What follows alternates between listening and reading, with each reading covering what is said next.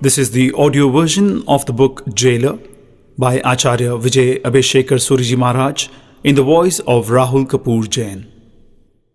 Chapter 9: Grand Reward in Future Lives. During the auspicious festival of Paryushan, there are discourses on the extremely sacred volume of Sri Kalpasutra, which contains the examples from the life of Nagketu. In his last birth, Nagketu was a 15-year-old boy whose mother had passed away. He had a stepmother whom he obeyed and respected. Whenever he was asked to perform any task, he left aside his games and completed the task enthusiastically. Yet, his stepmother only bore aversion for him in her heart. She scolded him for everything, slapped him, sometimes beat him hard, kept him hungry and even locked him up in a room. The stepmother's inflictions increased day by day and the poor lad was really harassed. Eventually, he went to his friend to seek his advice. To his good fortune, his friend was Jain, who had not only listened to the words of Jinnah but also understood them, got immersed in them and imbibed them. He had foresight. He did not just think about the present and was prudent even about the distant future. Rejection of present afflictions, which would only invite more dire afflictions in the future, was not acceptable to him. He wanted to resist it in such a way so that there was no misery in the present, no agony in the future, and over and above, he would receive a grand reward from nature. A soul which has determined that it has to endure the consequences of its own karmas, then exerts itself to annihilate those karmas. That soul does not experience any pain or misery despite having to bear a lot of afflictions as a result of its demeritorious needs. Is it possible to fend off present miseries? Yes, certainly. His Kalyan Mitra showed him a way to keep away the miseries permanently and made the lad the enjoyer of eternal bliss in the very next birth. He put two alternatives before him. The lad was being harassed because 1. His own karmas were evil, or 2. The stepmother was wicked. The well-wishing friend understood that if he wanted the youth to acquire a grand reward from nature, only the first alternative should be firmly embedded in his mind. However, the lad's mental inclination was to believe the second alternative. Generally, the whole world blames someone else for one's woes and considers that person malicious. This answer is incorrect on all occasions and leads living beings to get punished terribly by nature. The lad also had some fixed attitude and therefore kept complaining about the stepmother all the time. He reiterated how obedient and respectful he was as opposed to his stepmother who was cruel. He asked his friend what to do next. The friend could have said, "You are so obedient and humble and yet your stepmother torments you persistently. Aren't your arms strong enough to beat her up once and quieten her down for life?" This advice would have gone down the lad's throat quickly. He would have loved it since his own mental state also reflected the same thought. Moreover, a soul is attuned to believing the other as a wrongdoer from time immemorial. Therefore, to make his friend see the truth by telling him, "Friend, it is not your mother who is odious, it is your own karmas which are blameworthy," was like swimming against the tide, and yet the friend thought it appropriate to make this youth comprehend the reality wherein lay his welfare. He gave his friend advice in a sentence for his benefit. "Friend, your mother is not evil, your karmas are evil. One has to offset the force of only that which is nasty. If we also start opposing what is not evil, then in all probability even others may start opposing us." Query: if one does not oppose the mother, then the badgering caused by her will persist. It will not give us the desired result of no miseries lasting in the present and no new miseries being inflicted in the future. Answer: no, it will become a resisting force. The meaning of this is that pain, disaster, suffering, all that befalls you are considered a source of unhappiness only if they make you unhappy. If the soul does not feel sorrowful, they are not regarded as the cause of unhappiness. Alexander was returning to his homeland after conquering another country. He had with him the treasury of the defeated king. One laborer was made to lift a sack of jewels and was ordered to walk alongside him.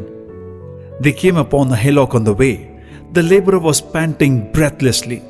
The minister took pity on him. "Sir, kindly lighten this laborer's burden." "Is it you who's saying this? Is he complaining?" "Shall I ask him?" "Yes, ask him. But first make an announcement that whatever wares each laborer is carrying will be gifted away to him by the emperor." The announcement was made. Then the minister asked the laborer, "Would you like to remove something from your sack?" The laborer refused point blank. Not only that, the dejection, exhaustion and helplessness which were earlier visible on their face had disappeared. In their place, one could see freshness, luster and vitality. Did the heavy burden remain painful for him any more? A Hindu wife on a husband's death wanted to commit sati. The English officer did not grant her permission to do so, saying the woman is not committing sati on her own accord. It is the society which is forcing her to do it. The wife, who was adamant, said, "It is my wish alone to do so." The officer said, "This is a momentary ardor. The moment the fire scorches you, your resolve will evaporate." However, the woman was very firm. The officer then said, "I will permit you if you pass my test." He lit a fire, told the woman to put a hand in it, and instructed her not to withdraw it till she was asked to do so. If she withdrew it before, she would not be granted permission. The woman put her hand in the blazing fire. Her fingers started burning, then the entire palm, but the woman did not withdraw her hand. Not only that, there was a remarkable smile on her face. Eventually, the officer agreed, and with a smile on her face, the woman jumped into the fire. Didn't Bhagat Singh meet his death with a smile? In our extraordinary Jain order, we come across numerous such examples. Each one of Kandak Suri's 500 disciples were eager to be the first, to be crushed in the mechanical oil mill before his other colleagues. If death appeared to them as a source of unhappiness, there would not have been a competition like the one between the disciples, nor would there have been a smile on the woman's face before jumping onto the pyre. So the fact that only that which makes a soul unhappy can be considered as unhappiness is affirmed. 1. If by thinking the stepmother to be evil, you retaliate, nature will give you greater punishment. Instead, by thinking your karmas to be wicked and suffering the stepmother's affliction with equanimity, nature will compensate you in a big way. It is equally true that when one hopes for a greater reward, the badgering taken by one does not feel like unhappiness. 2. A person who is not used to lifting even 2 or 3 kilos of weight will find it cumbersome lifting 5 kgs of weight. On the other hand, a person who is capable of heaving a load of 10 kgs does not find it painful. One saint had prayed to the Lord in the following beautiful words, "O Lord, I do not ask that my burdens be lessened. I only ask for my back, which carries the burden, to be stronger." Elsewhere in this essay, it is mentioned that forbearance of the person who starts realizing his own mistakes increases. Once he achieves the ability to endure, no harassment appears to him as suffering. 3. After cultivating a mental disposition that this pain has to be borne, thereafter bearing the pain umpteen number of times becomes a routine and does not seem like pain anymore. When a person is maimed, he feels the world has come to an end for him. However, on realizing that the situation will remain unchanged forever and that there is no possibility of any betterment, one learns to accept the situation. After the person is used to it, the situation does not appear as grim as before. It becomes miserable only when the person hopes for it to get better and when that hope is shattered. When the person, having made a mistake, admits to himself that a mistake has indeed been made, but that there is no possibility of changing that, he does not expect any improvement in the situation. Since there is no expectation, the situation does not remain unbearable anymore. This is because avikha ananande parapeksha mahadukham. Such sentences from the scriptures describe expectations only as unhappiness. Therefore, if one does not want to make present and future suffering seems like unhappiness and want to avoid misery, the best remedy is Swabhul Darshan. When one is not miserable, the possibility of feelings like worry, tension, or perturbation are also averted. For that reason, it is said that the infallible remedy for peace is to see only one's own fault in all of one's pain. If the youth develop the mindset that my mother is not evil but my karmas are evil, then the pain inflicted by the mother would definitely not seem like suffering in the present. A little ahead in the book, we will observe how his changed attitude turns his fortunes for the better in the future. Question: how do you cultivate such a mental attitude? At the time of acute tormentation, the heart may still be prepared to believe that my karmas are blameworthy. However, when one cannot really see where one could have gone wrong and yet one has to keep on suffering, how will the mind then be ready to believe that the tormentor is not evil? Would it not keep identifying the other person as a rogue or an evil person? Answer: yes, since we have such attitudes inherently embedded within us from time immemorial, our mind also keeps reiterating the same, and therefore it is difficult to cultivate the aforesaid mentality. Nonetheless, with proper understanding, it is possible to develop a sense of discrimination, which in turn cultivates this positive mental disposition. Thinking about the jailer is a step in the right direction for the one to discern that it is also necessary to develop these intellectual capabilities. This is because the friend knows that when there is a fire, he can only sprinkle water and not petrol. Only then will he prove to be a true friend. Tired of Gunasen's terrible oppression, Agni Sharma was left with no option but to run away, leaving his city, his home and all his belongings. He reached the hermitage and went to Kulapati. When Kulapati inquired, he narrated his good and bad experiences. Though Kulapati did not belong to the Jain order, he had attained a birth in the Aryan country and had imbibed Aryan culture. He understood that when there is a fire, only water can be sprinkled. Even though it may not be to the other person's liking, only then would he prove to be a true well-wisher. Therefore, he started sprinkling water on Agni Sharma's fire of anger. "O child, why does Gunasen make fun of you?" "Guruji, it is because my body is clumsy." "Child, many may be ugly, but all the parts of your body are unusual, isn't it?" "Yes, Reverend Guruji. Not one of my body part is straight or good. I don't like myself when I look in the mirror." "Child, isn't Gunasen to be blamed for your ugliness?" "Oh teacher, what would Gunasen have done? It is my karma which is crooked." "Very true, my child. Gunasen makes fun of you because of your ugliness and helplessness. Please understand that it is your sinful deeds which are at the roots of your displeasing looks and helplessness. If you had not committed those sinful deeds, you would not have had an unsightly appearance, and if there was no deformity, you would not have been made fun of." "Oh teacher, what you're saying is so true, but can all this be due to one's karmas?" "Yes, child, you get what you deserve. As you sow, so shall you reap. If these two rules did not exist in nature, no one would have been unhappy, as no one desires unhappiness." Kulapati impressed the fact on Agni Sharma's mind that only his past deeds were responsible for his afflictions. It is human psychology that one feels like resenting what seems evil. The performance of a tap is a powerful way of resisting karmas.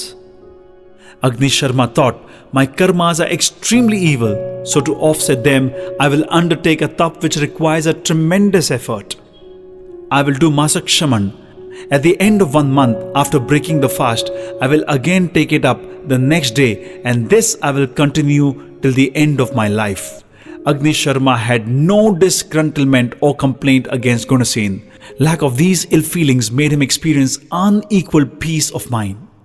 Just imagine if Kulpati had not given Agni Sharma this wisdom, or that it was not accepted by Agni Sharma. He may have been physically away from Gunasen and he would not have had to suffer any more, but he would have certainly remembered all the sufferings he had undergone at his hands, and that would have caused him mental agony. He would have experienced frightful troubles and held a grudge at not being able to do anything about them. He would have faced terrible jealousy at witnessing Gunasen's meteoric rise to fame and seeing him become a king, especially since he considered him an enemy. This is a point to be pondered upon. The person whom we consider to be dreadfully unjust and an evil foe is going to appear to us as mean, unworthy, and tyrannical, because we are going to see him with colored glasses of enmity. However, others do not see him with those glasses and therefore do not think of him as a tyrant. On the contrary, they think of him as being virtuous and therefore they hail him, offer him the salutations, and felicitate him with the garlands. Moreover, when one's close relatives, dear ones and friends are also amongst this group of people, the situation becomes extremely difficult to bear. Sometimes the other person may not be as virtuous, but due to the arising of his good merits, people may think him as virtuous and therefore may shower praises on him. He may be successful everywhere and may forge ahead due to being meritorious. A soul is unable to see the success of the very person whose failure, slander, and financial ruin he has been wishing on account of his deep-seated hatred. When that person succeeds often, there is a terrible turmoil in the mind. When he sees only good things happening to the person whose ill he has been wishing, he even starts detesting nature strongly. If he believes God to be the doer, the protector, and the destroyer of all things, a great tumult is caused in his mind, whereby he even feels like abusing God. Sometimes all this torment seems worse to him than even the irritation caused to him by the other person. Even if one were to keep aside the benefit accrued to the one in the other world, when one realizes and accepts one's fault, are the gains like freedom from repeated mental agony and experiencing unparalleled peace of mind in this life worth discounting? All those people whose minds always remain highly indignant due to the annoyance caused to them by one or many persons are hereby sincerely encouraged with an extremely compassionate heart to do the experiment of seeing Swakarma dosha. Make an honest, adequate effort to explain to your soul that no person is evil, only one's karmas are evil, based upon a course of reasoning which is put forth in this book. An astounding mental phenomena will be experienced by you. Peace of mind which has been eluding you despite your potent medicines will be easily achieved by you without the support of medicines. The Jain friend understood this reality very well. Therefore, he started sprinkling water on the youth distressed by the harassment caused by his stepmother. Friend, your mother passed away in your childhood. Your father remarried. The new mother was not loving and was filled with hatred for you. Your father never took your side. Would all this have happened if your karmas were not demeritorious? In this way, by explaining in multiple ways, he pacified the fire of anger that the youth harbored in his mind for his stepmother. The moment the youth accepted the fact that all his woes were due to the result of his own previous karmas, his grudge towards his stepmother disappeared. He then readied himself to fight all those sinful previous karmas. The friend also advised him with a favorable solution, tap. He told him to take upon himself the austerity of atham to destroy his previously accumulated bad karmas. The young man at once accepted the friend's golden advice and resolved to do an atham during the great festival of Paryushan. On realizing that he was being punished for his own past deeds, he was prepared in his mind to accept the punishment. Therefore, going forward, he had no complaint against his stepmother or the badgering he was subjected to by her. His mind had become calm, tranquil, and exceedingly pacified. Once, the stepmother saw him sleeping in a hut made out of hay. Her heart was always filled with aversion for him, and she saw this as a golden opportunity to cause him harm, and in a cold-blooded manner, she torched the hut. The young man was burnt to death along with the hut. At the time of dying, he kept repeating only one thing, Paryushan Atham, Paryushan Atham. Nature rewarded him for his correct answer. My mother is not evil, my karmas are evil. There was a city by the name of Chandrakanta, which was ruled by King Vijayasen. The sheriff of the city was a billionaire named Shrikant. His wife was Sri Sakhi. They were married for many years but were childless and yearned for a child. They tried many remedies. After a passage of time, a young man was reborn as Sharif's son. He was named Nagketu. A poor young man who in his previous birth lived in a hut was not enjoying living in a billionaire's palatial house as Nagketu. In his previous birth, he had to bear the loss of his dear mother. Then he had to bear his stepmother's atrocities and was deprived of his father's love. If his father had loved him, his stepmother would not have been able to pester him. In his present life, since his parents had borne a son after a long wait, he had the love of his parents as well as the entire family. Also, the whole town rejoiced at his birth. This was just the beginning. Let us see how nature bestows even grander prizes upon him. Nagketu was about 3 to 4 months old and was being breastfed when the auspicious festival of Paryushan was fast approaching. A family member voiced his wish to do an attam. Then a second person said, "I too will do attam during Paryushan," followed by the third. On repeatedly hearing the same thing, the words attam and Paryushan started spinning in his mind. He had a past life recollection. He recollected the harassment by his stepmother, the advice given to him by his friend, and his resolve to undertake an attam. The memories were vivid and alive. A child who was being breastfed decided not to wait for Paryushan but to start the attam on the same day. Mother Srisaki tried her best to feed the child, but the child refused to have any milk. Mother's milk is considered to be very light and easy to digest, and a child becomes hungry within 2 to 3 hours. Imagine the physical endurance of this child who was still a baby. Soon the child lost consciousness, leading the relatives to believe that the child had died. They dug a hole in the earth on the outskirts of the city and buried the child. This was such a blow to the father Shrikant that he died out of shock. At that time, the law of the state was such that if neither the father nor his heir was alive, the entire wealth had to be given away to the state treasury. The officers from the king's court arrived to take charge of Nagketu's wealth. However, Nagketu was born as a creditor to whom nature owed grand rewards. It was nature who had to worry about this situation. She shook the throne of Dharnendra Nagaraj, residing in Patal, who learnt about the situation with his Avadhigyan. He took the form of a Brahmin and stopped the officers from taking charge of Nagketu's wealth. He told them about the boy being alive. Then the king and the others went where the child was buried. They dug deep into the soil and brought the child out. The Brahmin revived the child, after which he regained consciousness. Dharnendra, in his guise of a Brahmin, told the king, "Bring up this child with a lot of care. He will protect you and your city in the future. He is also Charam Shariri. He will annihilate all his karmas in this very birth and attain emancipation." Sometime later, the king had impaled an innocent man on the stake, taking him to be a thief. The man maintained his equanimity at the time of his death, so he was reborn as a demigod. The demigod saw his previous birth with his Avadhigyan and had a terrible hatred arose in his mind for the king. He prepared to cause trouble for the king and destroy the city. He created a huge rock and got ready to launch it onto the city. Nagketu witnessed the scene. How could he allow the magnificent temples of the city be destroyed? He raised his finger, and due to the power of his excessive merit and unequal brilliance, the rock stopped midway and the city was saved. Once a small snake entered the basket of flowers which Nagketu used for worship and bit him while he reached for the flowers. He felt unbearable pain, yet Nagketu advanced in pure meditation and unprecedented equanimity. He started ascending the Kshapak Shreni and ultimately attained Kevalgyan. Due to the efficacy of the meritorious physical state, the snake bite had no effect on him.